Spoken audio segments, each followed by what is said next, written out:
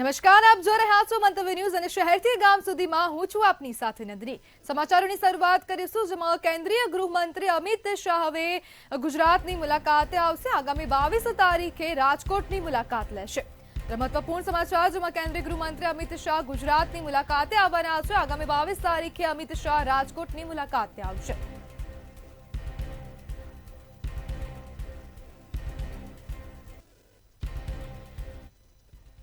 અમદાવાદના જાણીતા બિલ્ડરની જે હત્યા કરાઈ હતી ને તેને લઈને આ વધુ સમાચાર સામે આવી રહ્યા છે। અમદાવાદ ખાતેથી આ સમાચાર સામે આવી રહ્યા છે, જેમાં જાણીતા બિલ્ડર હિંમત રૂડાણીના હત્યાનો મામલો જે હતો તેને લઈને વધુ સમાચાર, જેમાં શહેરના ઓઢવ વિસ્તારમાં બિલ્ડરની હત્યા કરવામાં આવી હતી। હત્યામાં સામેલ 2 આરોપીઓને પોલીસે કોર્ટમાં રજૂ કર્યા છે।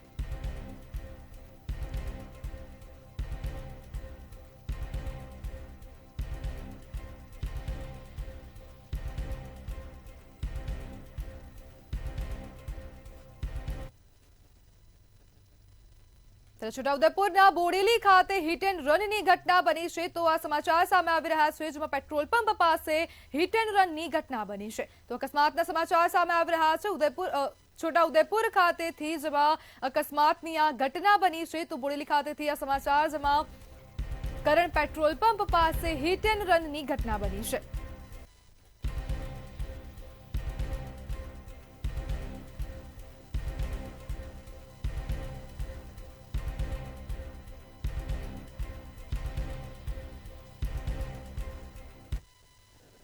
અરવલ્લીના ભિલોડામાં હવે શંકાસ્પદ મૃતદેહ મળી આવ્યો છે। તો આ સમાચાર સામે આવી રહ્યા છે, જેમાં અરવલ્લીના ભિલોડાના ટોરડામાં શંકાસ્પદ મૃતદેહ મળી આવ્યો છે।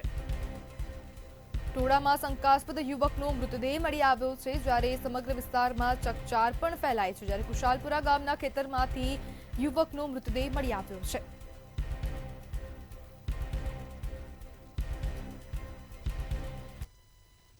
બનાસકાંઠાના થરાદમાં મેફેડ્રોન ડ્રગ્સ સાથે હવે આરોપી ઝડપાયો છે। તો આ સમાચાર સામે આવી રહ્યા છે, જેમાં આરોપીને ઝડપી પાડવામાં આવ્યો છે અને સાથે મેફેડ્રોન ડ્રગ્સને પણ ઝડપી પાડવામાં આવ્યું છે। થરાદમાં પોલીસ સ્ટેશન વિસ્તારમાંથી ડ્રગ્સ ઝડપાયું છે।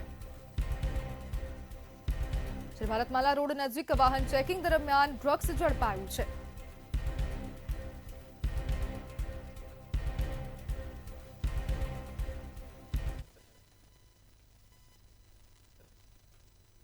દાહોદથી આ સમાચાર સામે આવી રહ્યા છે, જેમાં દારૂનો જથ્થો ઝડપી પાડવામાં આવ્યો છે। તો આ સમાચાર સામે આવી રહ્યા છે, જેમાં દારૂનો જથ્થો ઝડપી પાડવામાં આવ્યો છે।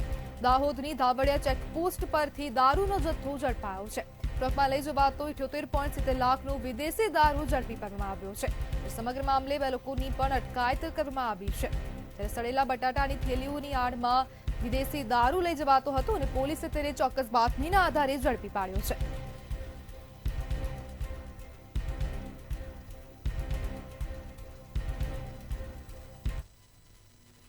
ગાંધીનગરના દહેગામ ખાતે યુવતીનું અપહરણ કરવામાં આવ્યું છે। તો આ સમાચાર સામે આવી રહ્યા છે, ગાંધીનગરના દહેગામ ખાતેથી જેમાં યુવતીનું અપહરણ કરવામાં આવ્યું છે। તો સમાચાર સામે આવી રહ્યા છે, જેમાં પ્રેમ લગ્ન કરનાર યુવતીનું અપહરણ કરવામાં આવ્યું।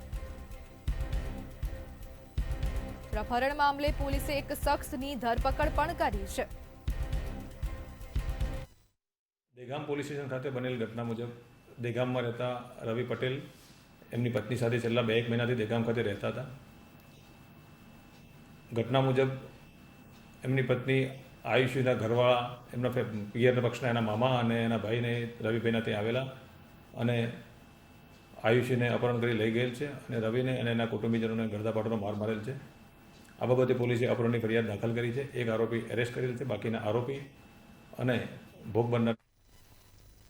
માંડવી ખાતેથી આ સમાચાર સામે આવી રહ્યા છે। તો આ સમાચાર માંડવી ખાતેથી સામે આવી રહ્યા છે।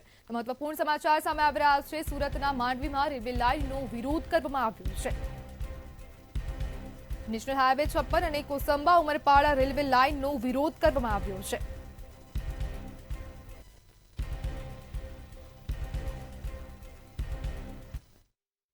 સુરતના અંતરિયાળ વિસ્તારમાં આવેલ સુરત જિલ્લામાંથી પસાર થતા નેશનલ હાઈવે 56 અને જે કોસંબા ઉમરપાડા જે રેલવેની જે કામગીરી શરૂ કરવામાં આવનાર છે એ વાતનો આજે વિરોધ કરવામાં આવી રહ્યો છે। દ્રશ્યો છે બતાવવાના પ્રયાસ કરીશ આપને।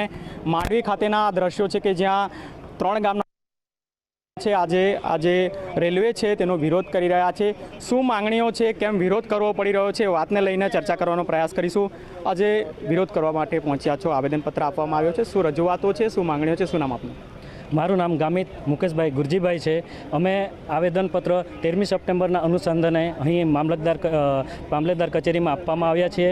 અમારી જમીન વારંવાર નેશનલ હાઈવે 56 તથા કોસંબા ઉમરપાડા રેલવે લાઇન અને આંતરિયાળ રસ્તાઓ માટે વારંવાર આપવામાં આવી છે. અમે ટોટલ 7 વખત અમારી જમીન આપવા માટે સંપાદન થયું છે, જેનો અમને સખત વિરોધ છે અને જેને સરકારને દેખાય તેના માટે અમે અહીં આવેદનપત્ર આપવા આવ્યા છીએ.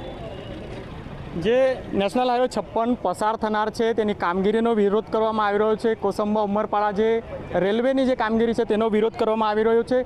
અનેક અસરગ્રસ્ત ખેડૂત આપણી સાથે છે, એમની સાથે વાત કરીશું. શું મુદ્દાઓ છે અને શું માંગણીઓ છે? શું નામ આપનું? રણજીતભાઈ ચૌધરી, જંખવાવ ગામ. નેશનલ હાઈવે 56 અને કોસંબા ઉમરપાડા રેલવેમાં બંને પ્રોજેક્ટમાં અસરગ્રસ્ત ખેડૂત છું. અમારા જંખવાવ ગામે 3 સર્વે નંબર છે, 113, 112 અને 111. એ 3 સર્વે નંબરમાં અમે 17 કુટુંબો ખેતી કરીને ગુજરાન ચલાવીએ છીએ. હાલમાં નેશનલ હાઈવે 56 અને કોસંબા ઉમરપાડા રેલવે લાઇનથી અમારી જમીન છીનવાઈ જશે, અમારા રહેઠાણના પ્રશ્નો ઉપસ્થિત થશે. એ બાબતના પ્રશ્નોને લઈને અમે આવેદનપત્ર આપવા માટે માંડવી ખાતે આવ્યા છીએ. રણજીતભાઈ, ખાસ કરીને આપ પણ ગ્રામજનો સાથે વિરોધ કરવા માટે આવ્યા છો. બાળકોને લાવવાની આજે ફરજ પડી છે. શું હેતુ, શું ઉદ્દેશ્ય?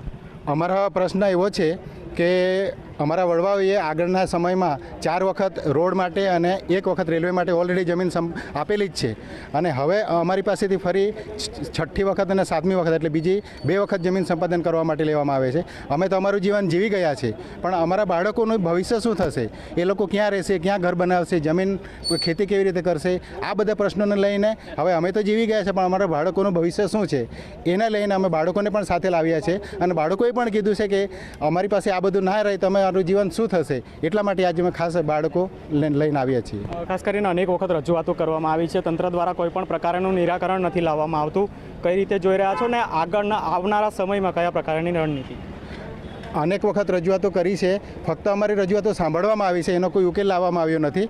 અમે ફરી પણ આજે રજૂઆત જ કરવા આવ્યા છીએ કે હજુ તમે અમારી જે રજૂઆત છે વ્યાજબી છે, એના સોલ્યુશન છે આપની પાસે અને થઈ શકે એવું છે. અમે જે બધા સોલ્યુશન આપ્યા છે એ થઈ શકે એવા છે. અધિકારીઓ એના પર કામ કરવાની જરૂર છે. મનથી કામ કરે તો એ પ્રશ્ન હલ થઈ જાય, એવા કોઈ ગંભીર પ્રશ્ન નથી. અમે જમીન આપવાની ના નથી પાડી, પણ એના વિકલ્પો છે એના પરથી તમે લઈ જાઓ એવી અમે રજૂઆત કરી છે. અમે પણ ભારતના વિકાસમાં માનીએ છીએ કે વિકાસ થાય એમાં આપણા બધાનું સારું છે.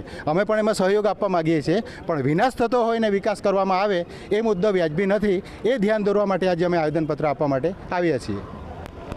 ખેડૂતોની જમીન જાય એવો જે વિકાસ છે એવો અમને જોઈતો નથી. તે પ્રકારે અસરગ્રસ્ત જે ખેડૂતો છે તેઓ જણાવી રહ્યા છે. હાલ તો તેમના દ્વારા જે આવેદનપત્ર છે તે આપી રજૂઆત કરવામાં આવી છે, પરંતુ તેમના જે આવેદનપત્ર છે તેને લઈને તંત્ર દ્વારા કયા પ્રકારે નિર્ણયો લેવામાં આવે છે તે જોવું રહ્યું.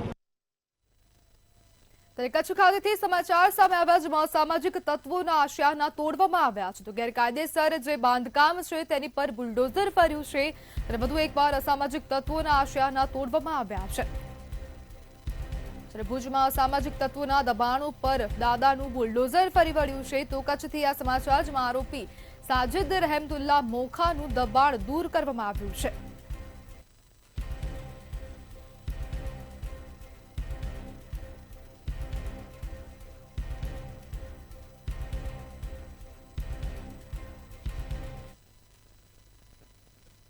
ડીસા ખાતેથી આ સમાચાર, જેમાં દૂધ મંડળીમાં ગેરરીતિ થઈ રહી છે. તો આ સમાચાર સામે આવી રહ્યા છે બનાસકાંઠાના ડીસા ખાતેથી, જેમાં દૂધ મંડળીમાં ગેરરીતિ થઈ છે. ડીસાની બલોદર દૂધ મંડળીમાં ગેરરીતિ થઈ છે, જે મંડળીના સભ્યો દ્વારા જિલ્લા રજિસ્ટ્રારને રજૂઆત કરવામાં આવી છે.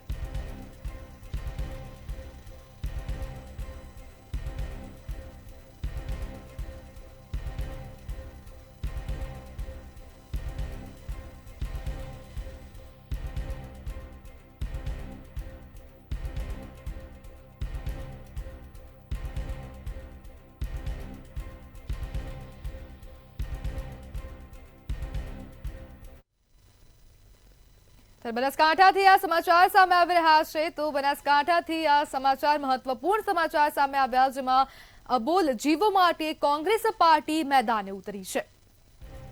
બનાસકાંઠાથી આ સમાચાર. થરાદથી 25 ગાડીઓ ભરી ઘાસચારો રવાના કરવામાં આવ્યો છે. જ્યારે કોંગ્રેસ પ્રદેશ પ્રમુખ અમિત ચાવડા દ્વારા આગવી પહેલ કરવામાં આવી છે.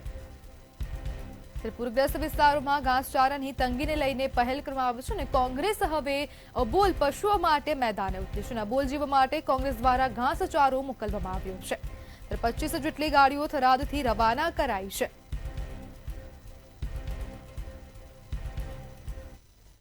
સમગ્ર બનાસકાંઠા જિલ્લામાં સુઈગામ, વાવ, થરાદ, બાબર સમગ્ર વિસ્તારમાં અનેક ગામો પૂરની પરિસ્થિતિથી હેરાન પરેશાન છે. લોકો ઘરબાર વગર રસ્તા પર રહેવા માટે મજબૂર છે અને એવા જ સમયમાં મૂંગા પશુઓ જે છે, ખાસ કરીને જે ગાયો છે, એને આ પરિસ્થિતિમાં ઘાસચારાની ખૂબ મોટી અસર છે. અહીંયા જીવદયાની પ્રવૃત્તિ ખૂબ મોટા પ્રમાણમાં ચાલે છે. ખૂબ અનેક સારી ગૌશાળાઓ પણ ચાલે છે. અમે સ્થળ મુલાકાત લીધી તો ત્યાં સંપૂર્ણપણે ઘાસચારો નષ્ટ થઈ ચૂક્યો છે. સરકાર તરફથી કોઈ મદદ નથી. ત્યારે બનાસકાંઠા જિલ્લા કોંગ્રેસ સમિતિ, થરાદ, દિયોદર. બનાસકાંઠા જિલ્લામાં ભારે વરસાદના કારણે સમગ્ર વિસ્તાર જળમગ્ન બન્યો હોય તેવી સ્થિતિ સર્જાઈ છે. સુઈગામના ગામડા હોય કે વાવના ગામ, ચારે બાજુ મેઘતાંડવ થયું હતું, જેથી જ્યાં સુધી નજર પહોંચે ત્યાં સુધી પાણી જ જોવા મળે છે. આખો વિસ્તાર દરિયો બની ગયો હોય.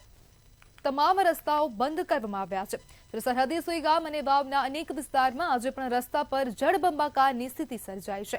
તળાવ ગામનો હાઈવે 20 કરતા વધુ ગામની અવરજવરનો રસ્તો છે અને એ જ રસ્તામાં પાણી ભરાતા નાના મોટા વાહનો ચાલી શકે એમ નથી. તો લોકો કઈ રીતે ચાલી શકતા હશે એ મોટો સવાલ છે. અનેક ઘરમાં હજુ પાણી ભરાયેલા છે. ત્યારે આ વિસ્તારની સ્થિતિ 5 દિવસ બાદ પણ કફોડી છે.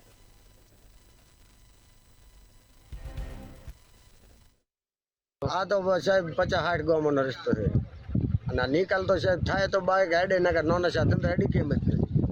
અને આ બધા ઘરમાં બેઠા તો સાહેબ ખાઈશું અત્યાર નથી. ક્ષેત્રમાં બધી રીતે પાણી પડ્યું છે. આખા ક્ષેત્રમાં ગામમાં પાણી અને ઢોર તો અમુક તો મોય હલવાના છે સાહેબ, મરી ગયા એમાં કેટલાય નાના ઢોકળા મરી ગયા છે. પછી આ બધા ગામોને આ વસ્તીને ખાવું શું અને કોઈ મોટા સાહેબ કોઈ આય જ નહીં ટડેની અંદર. બનાસકાંઠા જિલ્લામાં વરસાદને વિરામને આજે 5 દિવસનો સમય વીતી ગયો છે, છતાં પણ જે સરહદી વિસ્તાર છે, સરહદી વિસ્તારના ગામડાઓની સ્થિતિ એવી ને એવી સામે આવી છે. સીધા દ્રશ્યો બતાવ્યું તળાવ ગામથી લગભગ બીજા 50 ગામને જોડતો જે આ રસ્તો છે, આ રસ્તા ઉપર હાલ પણ કમસે કમ 5 થી 6 ફૂટ પાણી ભરાયેલા છે. લોકોને અવર જવર માટે આ પાણીમાંથી પસાર થવું પડે છે. અહીંયા નાના મોટા વાહનો તો પસાર થઈ શકતા નથી. જેસીબી અને ટ્રેક્ટરનો ઉપયોગ કરવો પડે છે. એટલે એવું કહી શકાય છે કે અહીંના જે સ્થાનિક લોકો છે, સ્થાનિક લોકોને જબરદસ્ત રીતે હાલાકી સહન કરવાનો વારો આવે છે. અહીંના આજુબાજુના જે ગામડાઓ છે, ગામડાની અંદર લગભગ હજુ સુધી 3 થી 4 ફૂટ પાણી ભરાયેલા છે. ઘરની અંદર પાણી ભરાયેલા છે. આ લોકોની પરિસ્થિતિ બહુ ખરેખર ખરાબ છે. બીજી બાજુ તંત્ર જ્યારે દાવા કરી રહ્યું છે કે અમે એક ગામ સુધી, ઘર સુધી ને ખેતર સુધી પહોંચ્યા છે, ત્યારે આ લોકોની ને આ ગામ લોકોની જ્યારે વાત માનીએ તો હજી સુધી તંત્ર આવ્યું જ નથી. પ્રકાશ ત્રિવેદી, મંતવ્ય ન્યૂઝ, બનાસકાંઠા. બનાસકાંઠામાં ભારતીય કિસાન સંઘ દ્વારા વિવિધ પ્રશ્નોને લઈને કલેક્ટરને આવેદનપત્ર આપવામાં આવ્યું હતું. ભારે વરસાદના પગલે અસરગ્રસ્ત ખેડૂતો અને પૂરમાં થયેલ પશુ મૃત્યુમાં સહાય ચૂકવવા અંગે માંગ કરાઈ હતી. તેમજ ખેમાણા ટોલનાકા ખાતે ખેડૂતોને થતી હેરાનગતિ મામલે ઝડપી નિરાકરણ લાવવા કલેક્ટરને રજૂઆત કરાઈ હતી. જે અતિવૃષ્ટિ વરસાદ થયો એમાં 4 તાલુકામાં જે સુઈગામ, થરાદ, વાવ, ભાભરમાં જે પુષ્કળ નુકસાન ખેડૂતોને થયું છે એ અને પશુઓનું જે મોત થયા, પશુઓ તણાઈ ગયા, એના માટે ખેડૂતોને સરકાર માગણી છે કે ગમે તે વળતર આલો અને એનું સર્વે તાત્કાલિક સર્વે કરાવો. આજે બનાસકાંઠામાં જે અતિવૃષ્ટિના કારણે સાંતલપુર અને વાવના વિસ્તારોમાં જે ખેડૂતોને નુકસાન થયું છે એનું યોગ્ય સર્વે કરી યોગ્ય વળતર છેવાડાના ખેડૂત સુધી મળે એના માટે અમે ખેડૂત આગેવાનો આવ્યા કિસાન સંઘના ઓઠા હેઠળ અને અમે એમને કરી હતી. દાંતીવાડા ડેમનું જે પાણી ભરાઈ ગયું છે અને એને ઓવરફ્લો થઈ રહ્યો છે, તો નદીમાં પાણી છોડવામાં આવે જેથી આગળના ગામોમાં પાણી રિચાર્જ થાય એની રજૂઆત હતી. અને ત્રીજો મુદ્દો અમારો ટોલ નાકાના તરફથી ખેડૂતોને જે હેરાનગતિ થાય છે એના બાબતમાં હતો.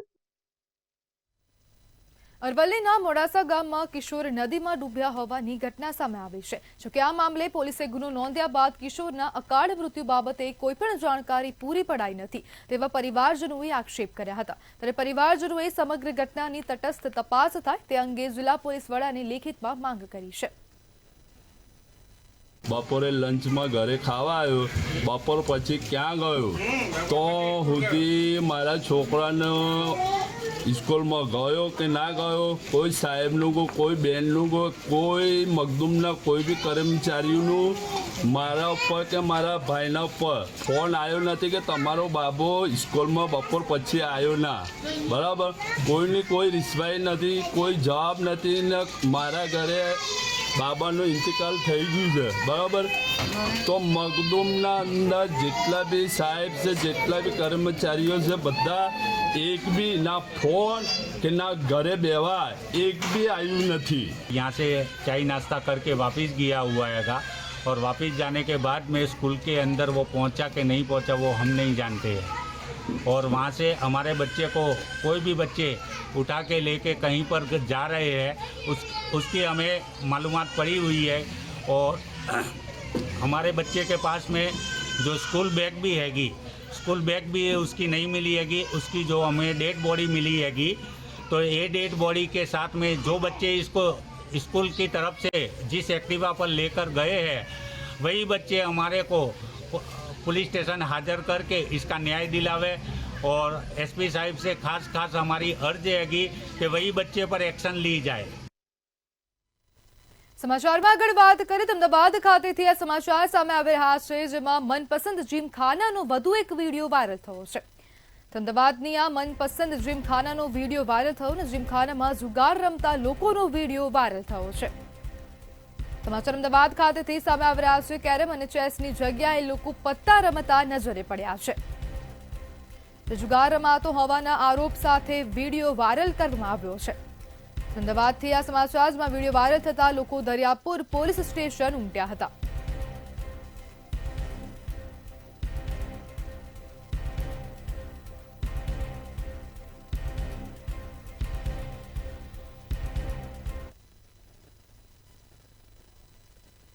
ભાવનગરના સિહોર ખાતેથી આ સમાચાર સામે આવી રહ્યા છે. ભાવનગરના સિહોર ખાતેથી આ સમાચાર સામે આવ્યા, જેમાં હવે 3 બચ્ચાને જન્મ આપવામાં આવ્યો છે અને દીપડીએ 3 બચ્ચાને જન્મ આપ્યો છે. સિહોરના 3 નંબરના જીઆઈડીસીમાં દીપડીના 3 બચ્ચાનો જન્મ થયો છે. બંધ પ્લાયવુડના કારખાનામાં 3 બચ્ચા સાથે દીપડી દેખાઈ હતી.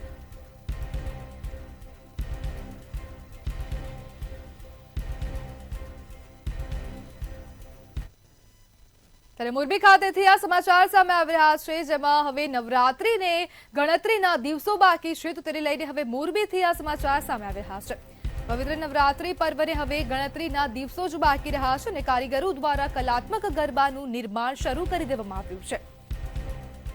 વાંકાનેરમાં અનેક પ્રજાપતિ પરિવારો દ્વારા ગરબાનું નિર્માણ કરવામાં આવ્યું છે. પવિત્ર નવરાત્રી પર્વ નજીક આવી રહ્યું છે, ત્યારે માં નવદુર્ગાની આરાધનાના પ્રતીક સમા કલાત્મક ગરબાઓનું નિર્માણ કાર્ય રાજ્યભરમાં હજારો કારીગરો દ્વારા કરવામાં આવી રહ્યું છે. ચાકડા ઉપર માટીનો પિંડ મૂકી ચાકડાને ગોળ ઘુમાવી હાથ વડે કલાત્મક ગરબાઓનું નિર્માણ પ્રજાપતિ કારીગરો દ્વારા કરવામાં આવે છે. ત્યારે પ્રથમ નોરતાથી જ ભાવિકો દ્વારા માં નવદુર્ગા સમક્ષ કલાત્મક ગરબાને મૂકવામાં આવે છે. ગરબાની અંદર ઘઉંની ઢગલી પર કોળિયું મૂકવામાં આવે છે અને કોળિયામાં દીપ પ્રજ્વલિત કરવામાં આવે છે અને ગરબાના છિદ્રોમાંથી રેલાતો પ્રકાશ સમગ્ર વાતાવરણને દિવ્ય બનાવી દે છે. આવી માં નવદુર્ગાની આરાધના દિવ્ય આરાધના ભારતમાં જોવા મળે છે. ત્યારે એકંદરે કહી શકાય કે કલાત્મક ગરબાઓનું નિર્માણ કાર્ય અત્યારથી જ કારીગરો દ્વારા શરૂ કરી દેવામાં આવ્યું છે.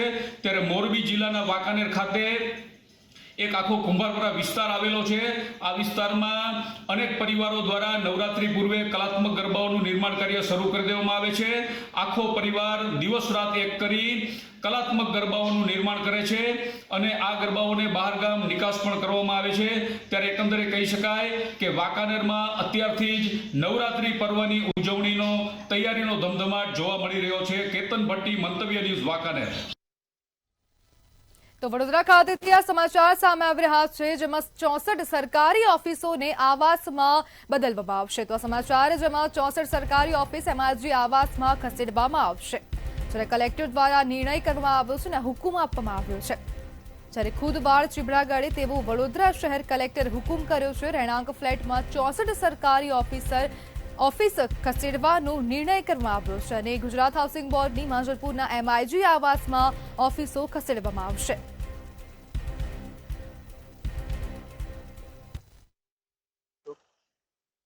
રેસિડન્સમાં કોમર્શિયલ એક્ટિવિટી કરશો તો એ કાયદાની વિરુદ્ધ નથી? જવાબ તો આપો મીડિયાને. રેસિડન્સમાં કોમર્શિયલ એક્ટિવિટી કેવી રીતના કરી શકો? હેતુ ફેર કરાવ્યો છે હે ભાઈ? રેસિડન્સમાં કોમર્શિયલ એક્ટિવિટી કેવી રીતના કરશો?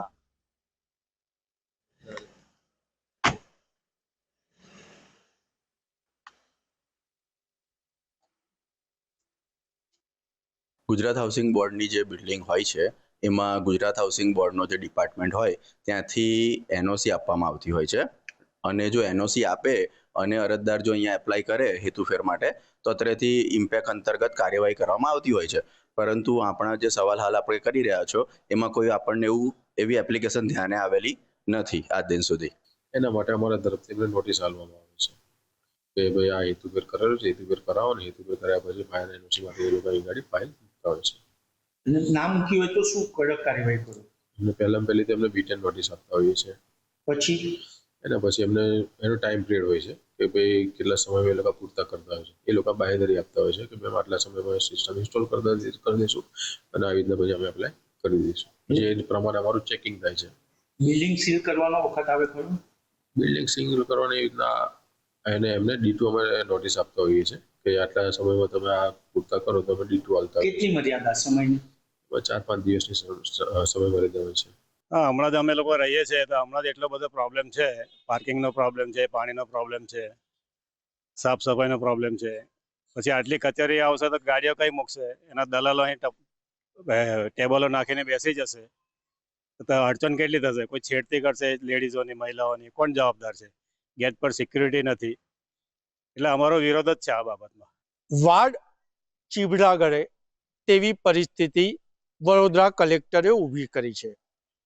શું સરકાર કાયદાને નેવે મૂકી અને કલેક્ટર કોઈ નિર્ણય લઈ શકે? ના, પરંતુ વડોદરા કલેક્ટરે એવું કર્યું છે.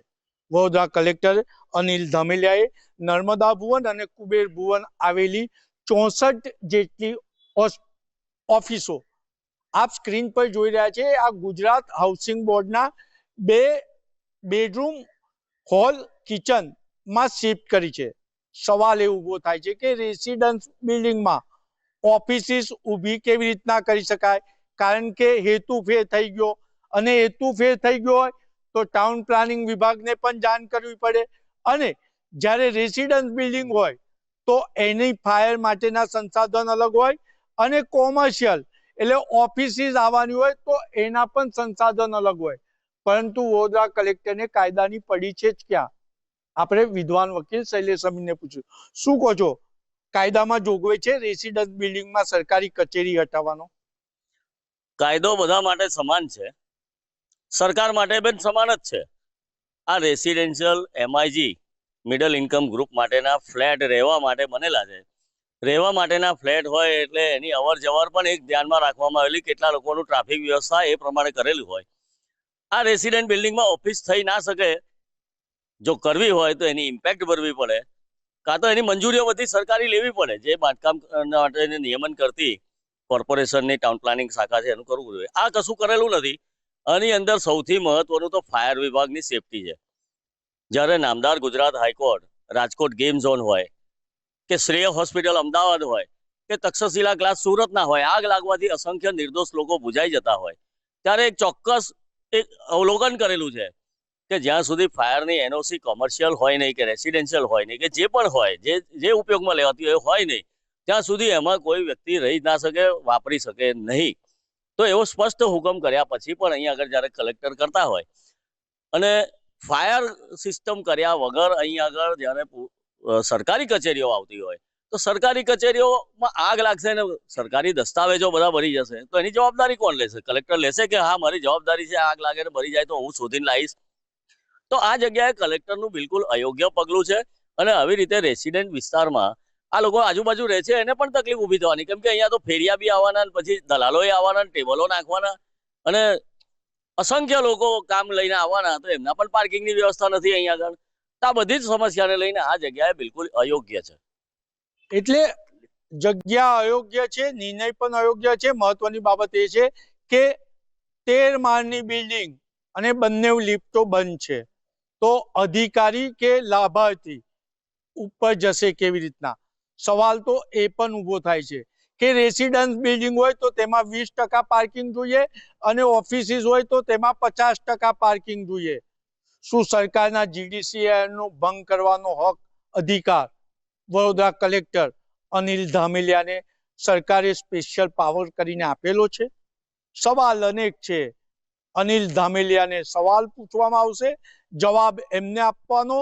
નાગરિકો વિરોધ કરી રહ્યા છે, પરંતુ કલેક્ટર પોતે સરકાર છે અને હુકમ કરી દીધો છે.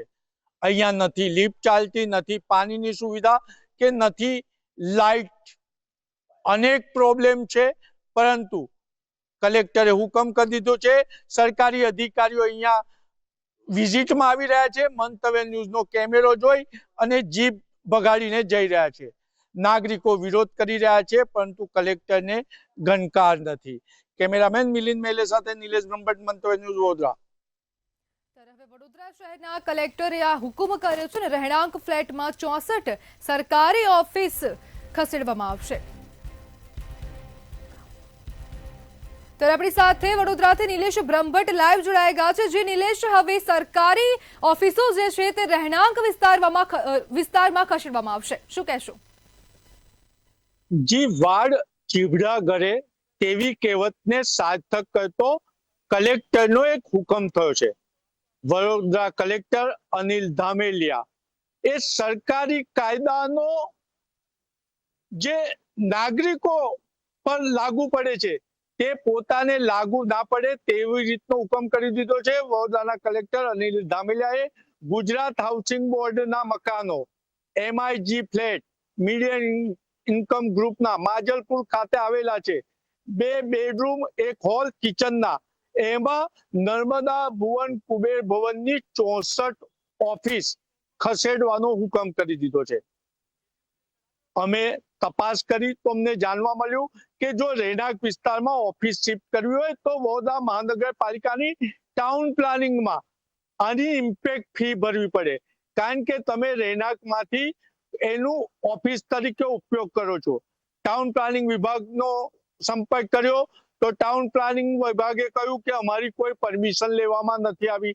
ત્યારબાદ અમે જે રીતના સુરતમાં તક્ષશિલા કાંડ થયો, રાજકોટમાં ગેમ ઝોન દુર્ઘટના થઈ, 11માં મારે ઓફિસ હશે ને આગ લાગશે તો શું? તો અમે ફાયર વિભાગનો સંપર્ક કર્યો. ફાયર વિભાગના ચીફ ફાયર ઓફિસરે કીધું કે અમારી પાસે કોઈ NOC લેવામાં આવી નથી. ત્યારબાદ મંતવ્ય ન્યૂઝ ગુજરાત હાઉસિંગ બોર્ડના માજલપુરના જે ફ્લેટ બન્યા છે ત્યાં ગયા, તો ત્યાં આગળ ડી બ્લોકની લિફ્ટો જ બંધ છે. એટલે જ્યાં આગળ 13 માળની બિલ્ડિંગ છે એ લિફ્ટ બંધ છે. અને મહત્વની બાબત એ છે કે GDCR નો અહીંયા ભંગ પણ કરવામાં આવ્યો છે. તો જો સરકાર જ સરકારના કાયદાનું પાલન નહીં કરે તો નાગરિક પાસે આશા કેવી રીતના રાખી શકાય? જી નિલેશ, જોડવા બદલ આપનો આભાર. તો શહેરથી ગામ સુધીમાં હાલ બસ આટલું જ. વધુ માહિતી માટે જોતા રહો મંતવ્ય ન્યૂઝ. નમસ્કાર.